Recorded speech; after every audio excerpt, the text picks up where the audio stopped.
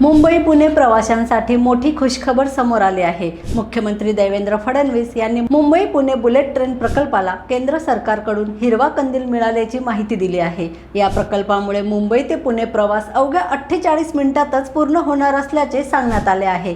सध्या याच प्रवासासाठी 3 ते 4 तास लागतात। फडणवीस यांनी सांगितले की या बुलेट ट्रेनमुळे उद्योग, पर्यटन, व्यापार आणि रोजगार क्षेत्राला मोठी चालना मिळेल। तसेच भविष्यात पुणे ते हैदराबाद प्रवासही सुमारे 2 तासात पूर्ण करण्याची योजना आहे।